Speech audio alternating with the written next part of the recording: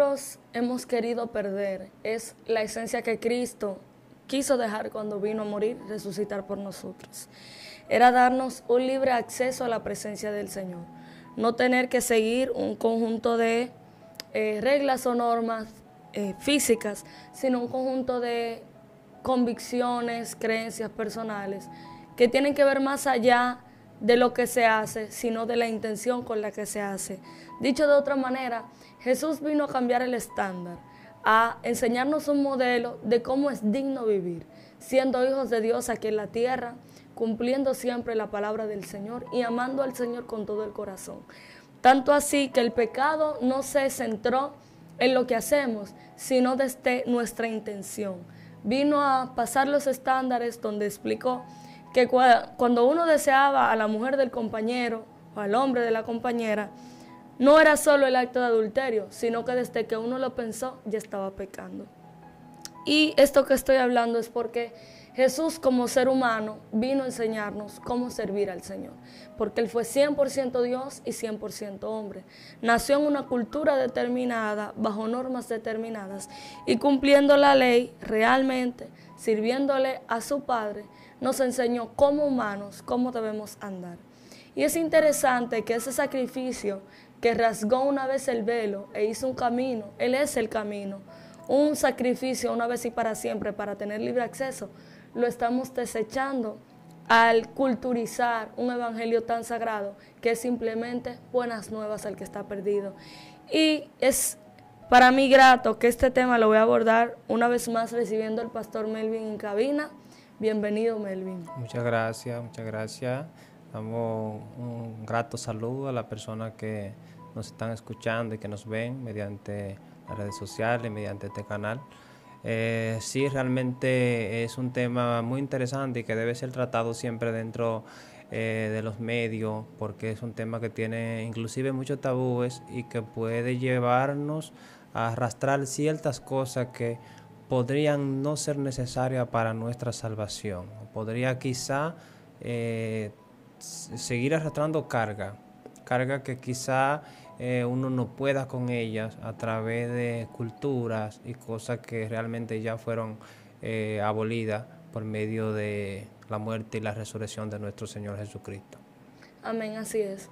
Y tal vez usted se pregunte que de qué vamos a hablar. Bueno, nosotros vamos a hablar de la forma en cómo le servimos al Señor, que a veces culturizamos nuestro culto dentro de nuestras iglesias, creemos que porque alguien haga una cosa distinta lo está haciendo mal, y luego entonces vamos a hablar de un tema que está bien complicado últimamente, y es el querer volvernos a Israel en todo tiempo, cuando el Señor nos llamó a libertad y cada uno de nosotros, tal vez usted nació en Colombia, tal vez nació en Venezuela, Puerto Rico, Cuba, tal vez nació en Estados Unidos, tal vez nació en algún país de Europa. Y de su país usted aprende cómo servirle al Señor, pero también de la palabra. Y a veces queremos adoptar cosas que son simplemente de una cultura, no necesariamente mandato del Señor. Y creemos que eso va a ser parte de un requerimiento para salvarnos, Melvin. Entonces me gustaría que abordemos este tema de la manera más clara posible. Y primero tocando el punto de cómo le servimos al Señor en nuestras iglesias, cuáles son los formatos de un culto, porque a veces se dice devocional, cultural y todas esas cosas. Parece que la ofrenda tiene un coro que es obligatorio. Quiero que hablemos de eso de manera clara. Fíjate que en ese tema entra mucho lo que tiene que ver con la inculturación que ha trascendido durante muchos años. Y eso no es nada más y nada menos que la adaptación de la fe a la idiosincrasia de los pueblos. Es decir, que la gente quiere adaptar la fe cristiana a realmente lo que ellos quieren hacer, o más bien tratar de arrastrar muchas culturas que podrían convertirse en tradición, que muchas veces no es necesario. Y si entienden que si Dios no lo hace, que si no es de esa forma, podría no manifestarse. Me explico. Recientemente una persona que me comentaba acerca de que no comparte el hecho de que un evangelista Dios lo usaba con la corbata y él le daba a la gente con la corbata y la gente era sanada. Entonces yo le pregunté que por qué, y esa persona me dijo, no, porque Jesucristo nunca usó corbata para sanar a nadie. No hay registro en la Biblia de que Jesucristo haya usado corbata. Entonces yo le hice una pregunta sencilla, yo le dije, ¿tú has viajado a otros países? Me dice que sí. Digo yo, pues entonces montarte en un avión es pecado. Y me dice, no. Digo, sí, porque Jesucristo nunca se montó en un avión cuando Jesucristo no había avión.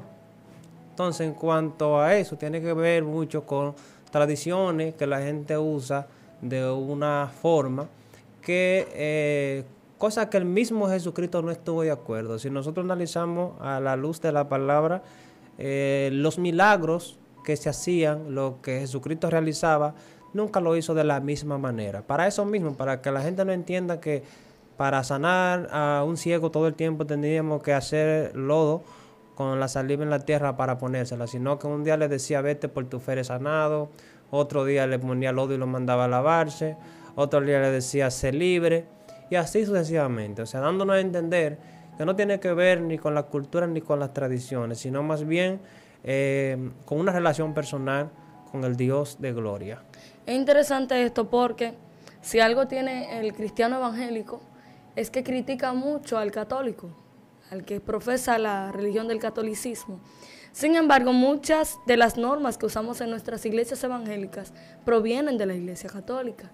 Por ejemplo, cuando leemos la Biblia, se supone que la palabra nos manda a hacer todo en el nombre de Jesús, y hacer las cosas como para el Señor. Pero nosotros decimos para leer la Biblia en el nombre del Padre, Hijo y Espíritu Santo. Y a veces los predicadores dicen, ¿cuántos dicen amén? No le escuché, ¿en el nombre de quién? ¿Del Padre? Y luego el ratico están criticando a la Iglesia Católica dentro del mismo mensaje. Pero bárbaro, iniciaste el mensaje con algo que viene de la Iglesia Católica, que es en el nombre del Padre, Hijo y Espíritu Santo, y lo dicen en latín. La diferencia es que nosotros lo decimos en español. ¿Qué tú me dices de esas cositas? Eso para citar algo. Pequeñas, que nosotros entendemos que están bien, nos arraigamos a eso. Y si alguien no lee la palabra en el nombre del Padre y del Espíritu Santo, cuando empieza a leer, lo frenamos y le decimos, varón, hermana, usted no ha dicho el ritual que hay que hacer para poder leer la Biblia. Pero igual se critica mucho, por ejemplo, el tema que tiene que ver con la oración del Padre Nuestro, porque la Iglesia Católica, por ejemplo, reza el Padre Nuestro como tal, y a veces lo criticamos porque sabemos ciertamente que es un ejemplo de oración para regirnos y más o menos tener una guía de cómo debemos orar. Pero igual nosotros muchas veces repetimos muchas cosas que también se convierten en vanas repeticiones. Así es. Por ejemplo, algo que nosotros comúnmente se hace dentro de la iglesia evangélica es el hecho de que la gente cuando ora por algo empieza a decir ahora, ahora, ahora. Y eso es una vana repetición que de una forma u otra también la gente lo usa como que si estuviese ordenándole al Señor hacer X o cualquier cosa, en lugar de rogarle al Señor como manda la palabra. Eso está fuerte porque, si bien decía, el Padre Nuestro es un modelo de oración, y como cristiano es cierto que a veces tenemos vanas repeticiones. Yo quiero que usted reflexione y se fije con qué modelo de oración usted llega ante el Señor. Porque si bien es cierto, el modelo es glorificar al Padre, pedir perdón, tener pendiente que no tengamos nada con nadie o contra nadie, o que nadie tenga algo contra nosotros, y luego pedir al Señor, pero a veces me lo vamos con la misma oración de petición, y eso se convierte en una vana repetición. Y para el tema de en el nombre del Padre y del Espíritu Santo, lo menciono marcadamente porque como cristiano evangélico, entonces deberíamos decir en el nombre de Jesús. ¿A qué voy con esto? No voy en contra de que diga Padre y Espíritu Santo, pero si usted lo dice, no me critique el que no lo hace, porque usted lo está haciendo, pero ¿por qué usted lo hace? Dice la palabra que hay que leerla en el nombre del Padre y del Espíritu Santo. Para leer la Biblia, ¿con qué actitud realmente hay que leerla? Si ya yo digo Padre y Espíritu Santo, le estoy leyendo de manera consciente. O sea, yo que no la leo en el nombre del Padre y del Espíritu Santo, tengo que ser atacado por quien la lea así. Y luego entonces me critica el catolicismo, pero está usando los métodos católicos. ¿No te ha pasado caso, Melvin, donde te has encontrado personas que por tú no leer la Biblia de esa manera te atacan o confrontan, o te ha tocado ir a predicar a iglesia donde si tú no lo haces, el pueblo te mira raro? Sí, y realmente es lo que decía.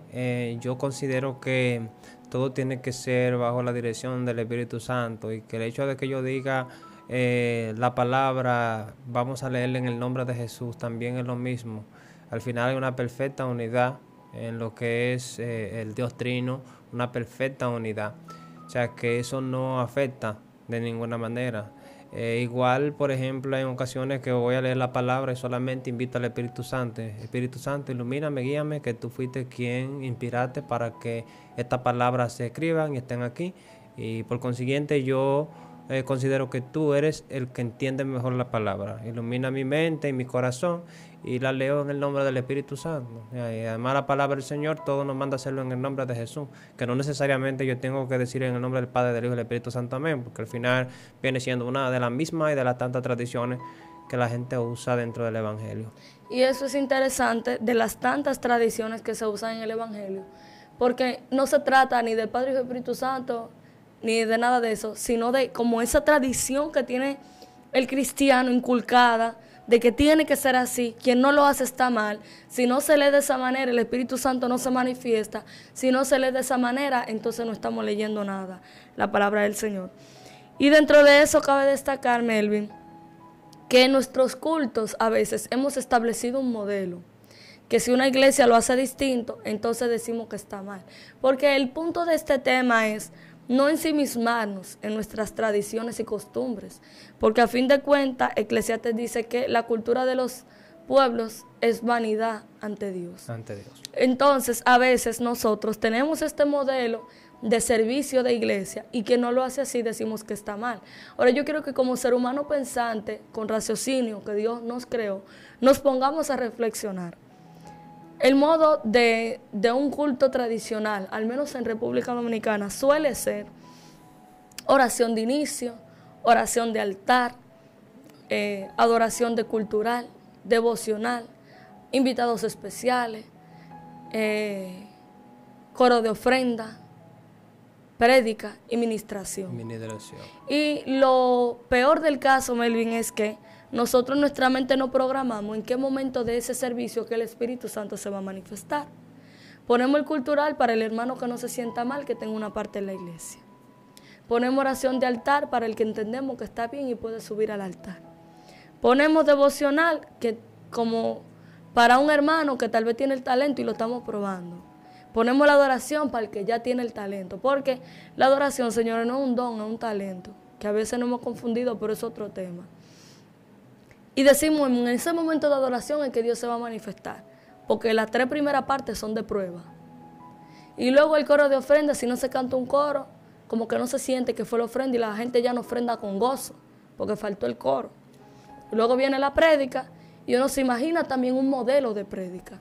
Entonces yo quisiera, Melvin, que tú nos desarrolles ese modelo, qué avalación bíblica tiene, realmente algo cultural y qué tú crees de eso, que encasillamos al Espíritu Santo a moverse en uno de esos y estamos poniendo parte por ponerla, como que no hay una dirección del Espíritu Santo en el formato de servicio a Dios en una congregación. Mira, yo creo que, y muy interesante esta parte, porque yo creo que todo radica fundamentalmente en la identificación de la presencia del Señor. La identificación de la presencia del Señor, cuando está el Señor ahí, y poder ir y tener esa intimidad con Él. Me explico de la siguiente manera. Si nosotros nos vamos a la palabra del Señor, dice que cuando Jesucristo iba a la fiesta de la enramada, que era una fiesta que se celebraba en conmemoración a cuando el pueblo de Israel pues fue llevado por el desierto y que la enramada, que la columna de nube que le aparecía, todo eso. Bueno, pues dice que ellos hacían la fiesta llamada la fiesta de las enramadas.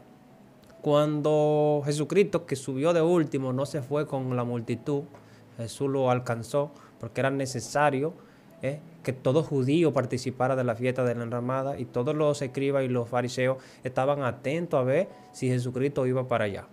Dice que en una ocasión, estando ellos haciendo el ritual de las luces, según la historia del pueblo judío, dice que el pueblo judío hacía un ritual de las luces.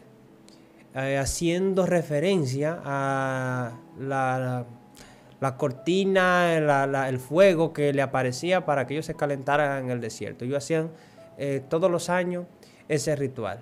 Y Jesús se pone de pies en una ocasión y dice: yo soy la luz del mundo. Yo soy la luz del mundo. El que viene a mí no andará en oscuridad.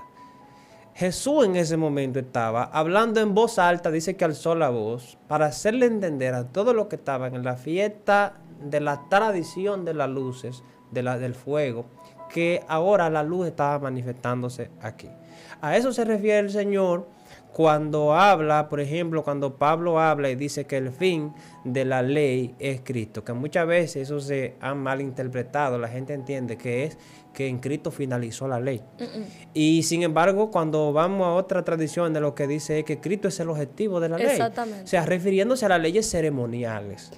Quiere decir que todas las leyes que se hacían por medio de ceremonia hacían referencia a Jesucristo.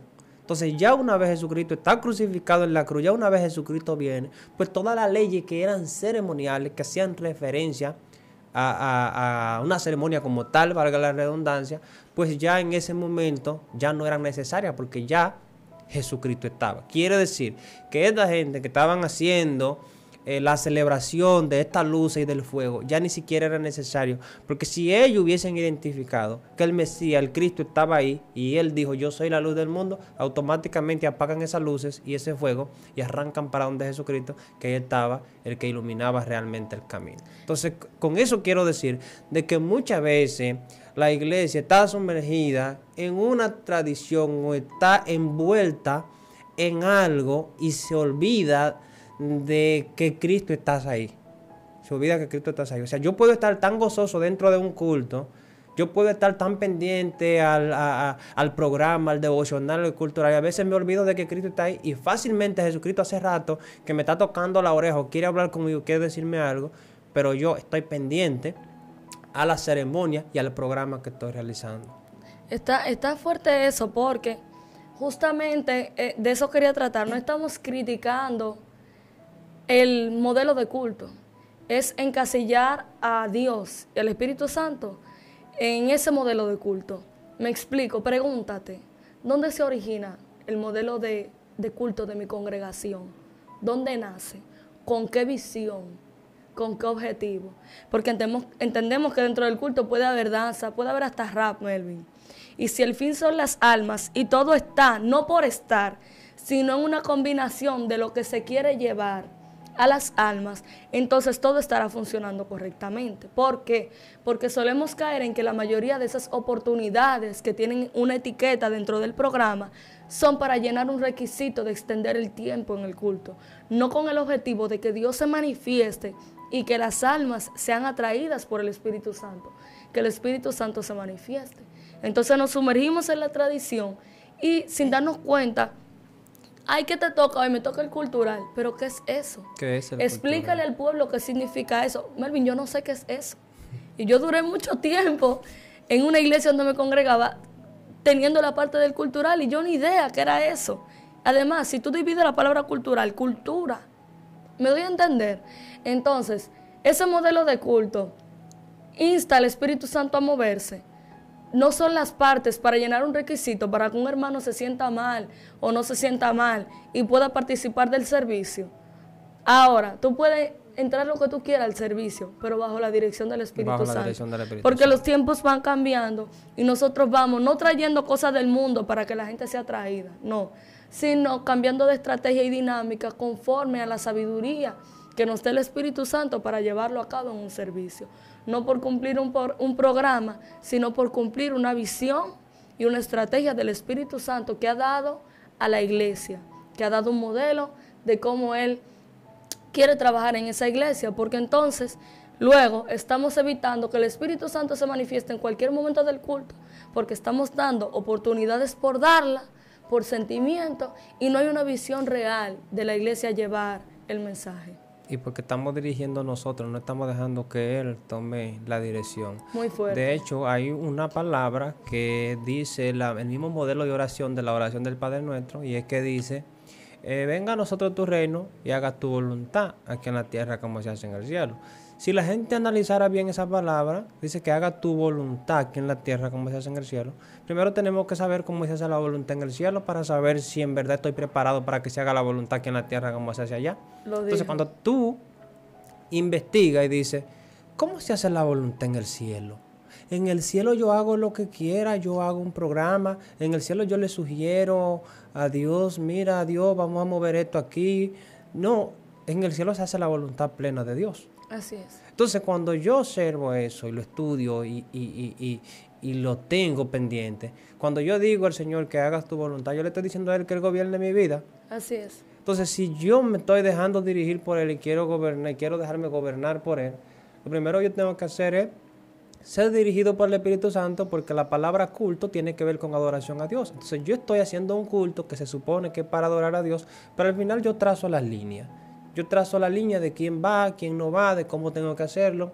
Entonces hay muchas cosas que realmente se tornan monótonas. Ya la gente entiende que más de lo mismo dentro de la iglesia, porque llega un momento de que si tú no fuiste ese día a la iglesia, tú miras el reloj y dices, bueno, a esta hora tienen que estar dando tal cosa, porque ya tú te sabes el programa. Exacto. Entonces yo entiendo que el Espíritu de Dios, si lo identificamos de cuándo está su presencia ahí, un día puede hacer que si el culto normalmente se acaba a las 10, ese día se acabe a las 8, porque puede hacer que el Espíritu Santo en una hora hizo lo que tú pensabas que podría hacer entre horas. Así es. Pero puede hacer que un día siga y se pase de las 10, porque realmente es el Espíritu Santo quien gobierna. Entonces mucha gente también quieren poner al Espíritu Santo lo que el Espíritu Santo no está haciendo y dicen, no, esto es hasta que el Espíritu Santo diga. Pero el Espíritu Santo hace rato que no está ahí y se acaba un culto a las 12 de la noche donde gente que estaban esperando que tal vez se acabara a las 9 y dicen porque fue que esto es hasta que el Espíritu Santo diga, pero a veces el Espíritu Santo ni cerca de ahí estaba. Eso está fuerte. ¿Tú sabes por qué? Porque a mí me ha tocado ir a ministrar a lugares en la adoración, en la alabanza, y a veces pasan muchas personas cantando y el del programa dice, esto hasta que el Espíritu Santo diga. Y a veces uno termina hasta con dolor de cabeza, porque el Espíritu Santo no está. Lo que está fluyendo es la emoción de la persona por seguir un programa, por no dejarse guiar del Espíritu, y termina la gente fatigada. ¿Y qué hacemos? Empezamos a acusar al pueblo. Decimos, hermano, si usted no adora, Dios no se va a mover. Hermano, usted es el del problema. Hermano, y empezamos a maltratar al pueblo. Cuando es simplemente el Espíritu Santo que convence y quien se quiere manifestar como Él quiere. Pero como no lo dejamos, entonces actuamos en desorden. ¿Por qué? Porque tratamos de seguir un programa que es nuestro orden, pero entonces las cosas se extienden porque empieza la persona a ministrar desde sus emociones, no por lo que el Señor le dijo, y así va extendiéndose cada oportunidad, y cuando tú vienes a ver, da las 9 de la noche, no ha entrado la prédica, si hay Espíritu Santo, yo te espero hasta las 12 de la prédica. Ni el reloj la gente mira. No, cuando el Espíritu Santo realmente está, sí, la gente no ni cuenta se da, te pasan la hora y tú ni cuenta te da. Entonces estamos viendo donde la gente está guiando realmente, está llevando la dirección donde el Espíritu Santo no está ahí, pero quieren que la gente esté motivada, quieren que la gente levante la mano y adore a Dios. De hecho, yo conocí un predicador que él decía, hermano, levante la mano si usted quiere. Yo no tengo que estar detrás de usted y que levante la mano y adore a Dios. Si el Espíritu de Dios está ahí, usted va a levantar la mano sin darse cuenta. La gente va a empezar a sentir realmente algo diferente a como se siente. Entonces realmente son cosas que pueden identificarse de si el Señor está realmente ahí o si no está. Es fácil, donde está el Espíritu de Dios, ahí hay libertad. Ahí hay libertad. Y es interesante para cerrar esta primera parte, ver, hermanos, que no estamos criticando los modelos de culto, vuelvo y repito, pero yo creo que ustedes reflexionen por qué se lleva a cabo de esta manera. ¿Qué significa cada cosa? Porque tú bien decías que el culto a veces lo hacemos con monotonía. Y Pablo dice que nuestro culto debe ser racional. Primero empieza adentro. Puede ser que yo esté dando un culto afuera y por dentro no. Que yo esté muy desconectado de lo que realmente es un culto a Dios. Porque yo en mi diario vivir no estoy ofreciendo sacrificio de alabanza. No estoy ofreciendo obediencia. Entonces de nada me sirve ir a un culto y desbocarme. Porque bien lo dice David cuando explica, no te apresures a proferir palabras cuando entra la presencia de Dios, porque en su presencia hay plenitud de gozo. Tú te vas a sentir capaz, santo, apto para cualquier cosa. Y entramos bajo emoción a ese culto y no entramos de manera racional. No estamos celebrando el culto de forma racional. Y cuando estamos en un culto en nuestra congregación, nuestro corazón y nuestra boca aparentemente están diciendo algo, están alabando al Señor bajo una emoción, pero realmente el Espíritu de Dios no está en nosotros porque no está en nuestro diario vivir, y cuando tú te pones a ver, no estamos ofreciendo realmente culto al Señor. Hay muchos están ahí a veces porque sienten un compromiso con el pastor o porque lo invitaron, pero muchos de los que están ahí a veces están haciendo lo que el otro está haciendo por imitación, pero no porque le sale de corazón. Y eso podríamos representarlo bíblicamente hasta con lo que sucedió con Ananías y Zafira. Ananías y Zafira nadie lo mandó a vender terreno. Ellos vieron que una persona llamada José vendió un terreno y llevó lo que costó la propiedad, lo llevó a los pies de los apóstoles. Entonces Ananías y Zafira dijeron, oye, pero no podemos quedarnos atrás. Entonces ellos, para vender una falsa generosidad, pues ellos también fueron y vendieron su terreno. No así salió del corazón, porque vemos en las escrituras que ni siquiera lo entregaron todo, entregaron una parte. Y por eso ellos perdieron la vida. Y realmente perdieron la vida porque por medio de lo que ellos hicieron querían interrumpir un avivamiento que se estaba dando en ese tiempo. Muy o sea, fuerte. eso realmente, la enseñanza de ahí más que otra cosa tiene que ver porque ellos quisieron, y por medio de eso se podría interrumpir el avivamiento que se estaba dando. Pero realmente la enseñanza de ahí es que ellos no lo hicieron de corazón porque le salió igual como le había salido el primero, que fue el que introdujo eso, ellos lo hicieron porque vieron que otro lo había hecho, y entonces ellos dijeron, no, también nosotros tenemos que levantar la mano para que vean que nosotros también damos. Entonces crear una falsa generosidad, eso le costó su vida. Entonces así mismo dentro del evangelio muchas personas no hacen la cosa porque realmente les sale o porque lo están haciendo para Dios. De hecho hay muchas cosas que la persona está haciendo dentro de la iglesia que a veces hasta se le olvida para quién lo está haciendo. Muy fuerte. A veces tú estás tan involucrado en la adoración que por un momento se te puede olvidar a quién es que verdaderamente está adorando. Y muchas veces lo vemos porque hay gente cuando salen de un culto dicen, ay, a mí no me gustó la adoración, como que si era a ti que te estaban adorando. O sea, al final tú tienes que saber cuál es el enfoque y lo que tú estás haciendo, para quién lo estás haciendo. O sea, de manera racional, como tú decías ahorita, Shalom. De manera racional, que yo piense que lo que estoy haciendo realmente para quién es. Es ahí donde entra en tu vida lo que llamamos el temor a Dios. El temor a Dios entra por ahí cuando tú sabes que lo que estás haciendo, lo estás haciendo para alguien que no te importa si te ven o no te ven, si el pastor se dio cuenta o no se dio cuenta. Eso es lo que realmente importa. Amén. Así es. Por eso no importa si en tu iglesia se hacen todo tipo de actividades, si usted como pastor le surge de parte de Dios llevar a cabo una visión de cierta forma, pero procure que sea racional. ¿Por qué lo hago? ¿De qué manera? ¿Con qué intención? ¿Está el culto completo, el servicio completo, siguiendo una línea en pos de la salvación, de los milagros, de la sanidad y de la liberación? Y para entrar a lo que es recociendo el velo, Melvin, era necesario tratar el tema de evangelio cultural, porque tú bien mencionabas ahorita el acto de Jesús cuando alzó la voz y dijo, yo soy la luz del mundo. Melvin, yo creo que si Pablo estuviera vivo, escribiera primera, segunda, tercera y hasta quinta, de República Dominicana, América Latina, el Caribe, todo, ¿verdad? Porque si algo está pasando es, Melvin, que yo considero que se está recociendo el velo. Recordemos que cuando Jesús muere en la cruz, se rompe el velo como un símbolo de que tenemos libre acceso a la presencia de Dios.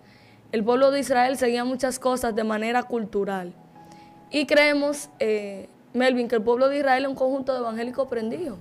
Se nos olvida que los israelitas son gente normales viviendo su vida, que obviamente tienen la historia de un Dios vivo y de poder que se nos fue revelado por gracia de nuestro Señor Jesucristo y Pablo como su mensajero que llegó a Occidente y a diferentes restos también de Medio Oriente, porque fue conocido el evangelio Así es. en todas las naciones.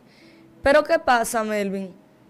Que yo como de otra cultura, como cristiano de otra cultura, creo como que yo tengo que hacer muchas cosas para llegar a la presencia de Dios.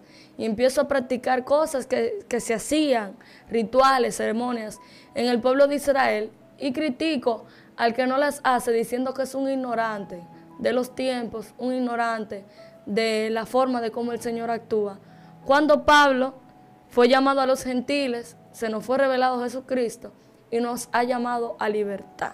Y a través de Jesucristo tenemos un solo mediador. Pero estamos queriendo culturizar nuestro evangelio siguiendo normas que son de una cultura diferente. Yo creo que me estoy enredando lo que estoy tratando de explicar. Dalo tú, que yo sé que lo va a dar mejor. Queremos unir el velo que se rasgó cuando Cristo muere en la cruz. Exactamente. Cuando Cristo muere en la cruz, la Biblia relata que el velo se rasgó para darnos una enseñanza de que muchas de las cosas que antes necesitaban pasar por medio de un sacerdote para comunicarse con Dios, ahora nosotros podíamos hacerlo directamente con Él. Y eso es lo que conlleva a lo que decía ahorita de una relación con el Señor, que es lo que realmente necesitamos. Ya el Señor nos dio la libertad de hablar directamente con Él, de establecer una relación con el Señor. Entonces, ahorita comentaba con relación a cosas que ya realmente no deberían de hacerse. Y eso fue una de las cosas que Pablo trató al pueblo de Romanos.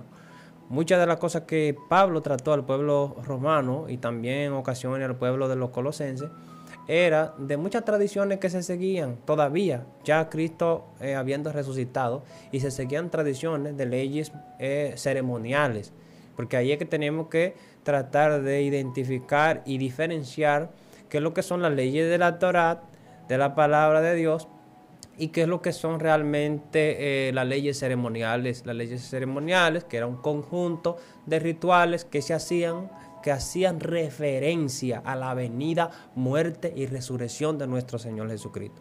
Entonces, si ya la persona por la cual hacíamos esa ceremonia ahora fue crucificado en la cruz y ya resucitó, ¿por qué seguir con la misma ceremonia? El caso de lo que tiene que ver con la circuncisión, que en una ocasión Pablo tuvo que decir, no, es el que se circuncida para Dios se circuncida y el que no se circuncida para Dios no se circuncida. Entonces vemos muchas situaciones donde se están dando todavía ceremonias rituales, el hecho de la purificación, el lavado de la mano y cosas, pero sin embargo, la persona que hacía referencia, eso ya fue crucificado y resucitó de entre los muertos y ellos ni cuenta se dieron. Entonces, una de las cosas que quería, por ejemplo, el pueblo, y es que muchos de los judíos, de los judaizantes que quedaron, que sí entendieron, de una forma u otra ellos entendieron que tenían que seguir a Jesús, ellos lo siguieron con una condición, y era, vamos a seguir a Jesús, pero también vamos a seguir el judaísmo. Entonces, querían seguir a Jesús, pero querían todavía seguir con las leyes que estaban vigentes en el judaísmo. Entonces había una mezcla de la tradición del judaísmo con lo nuevo de Jesucristo. Entonces ahí se ligó de que los judíos, ya que eran original, los judíos nativos, querían imponerle a los romanos, a los griegos y a los que se consideraban gentiles, querían imponerle las leyes todavía del judaísmo a pesar de seguir a Cristo. Entonces ahí es que Pablo le manda una carta y Pablo le habla acerca de eso.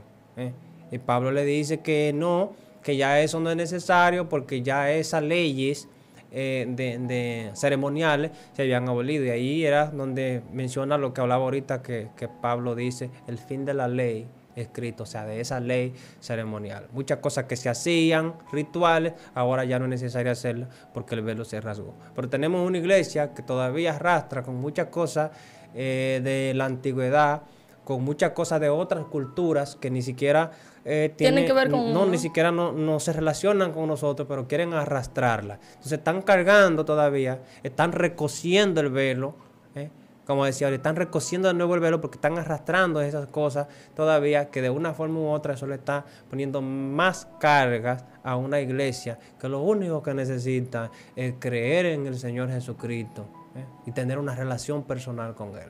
Es tan fuerte que Pablo habla indignado y le dice, oye, si tú intentas cumplir uno de estos mandamientos, tú estás volviendo, entonces el sacrificio de Cristo fue en vano. Entonces está transgrediendo la ley completa. Tendrías que seguir todos y cada uno de esas ceremonias culturales para poder seguir a Cristo. Pero entonces en vano sería su sacrificio. Si a fin de cuentas todo eso lo hacíamos porque era Cristo el objetivo y ya Cristo vino, murió y resucitó, ¿por qué seguir haciéndolo? Y es tan fuerte, yo he llegado a participar de ceremonias que se han hecho. Y es tan fuerte, Melvin, que la gente no dice amén o no menciona a Jesús. Y es tan fuerte que, por ejemplo, yo como dominicana, ¿qué hago yo recordando un ejemplo? Cómo Dios me sacó de Egipto. Es un simbolismo para mí, porque Dios no me sacó literalmente de Egipto. Dios no sacó a mi familia literalmente de Egipto, a mis antepasados. Para nosotros los evangélicos de Occidente es un simbolismo. Es un simbolismo que representa que Dios me sacó del mundo, del pecado, y me trajo a la luz. Amén. Pero entonces lo celebramos y queremos celebrar todas esas fiestas y vivir conforme a un calendario que no nos pertenece, y estamos viviendo como personas que somos de otro país, dentro del nuestro. De hecho, hay gente que quieren que nosotros celebremos todos los días como se celebra todavía en el pueblo judío, y hay gente que quieren todavía decir que la boda debe durar 7 días como lo hacían los judíos, y gente que creen que si yo no me pongo el talí que estoy perdido. Hay una corriente de eso ahora que está hablando de que nosotros tenemos que seguir exactamente las cosas que hacen los judíos. Entonces no podemos traer la cultura de ellos para acá, para nosotros tratar de imponerla. Si alguien entiende que la quiere hacer, pues para Dios lo hace, como decía el apóstol Pablo, y gloria a Dios. Pero yo no puedo imponerle a una iglesia en general, a un pueblo, el hecho de que tiene que seguir transliteralmente las culturas de otros pueblos para poder ser salvo. Entonces yo no creo que debe ser así. Desde la ascensión de Jesucristo tuvo unas corrientes muy fuertes, y de ahí hubo muchas cosas que el apóstol Pablo tuvo que romper con relación a esos arrastres. De hecho, hay una corriente que se llamó el arrianismo, que era una mezcla de la cultura con lo que era el cristianismo, y fue cosa que Pablo mismo rompe.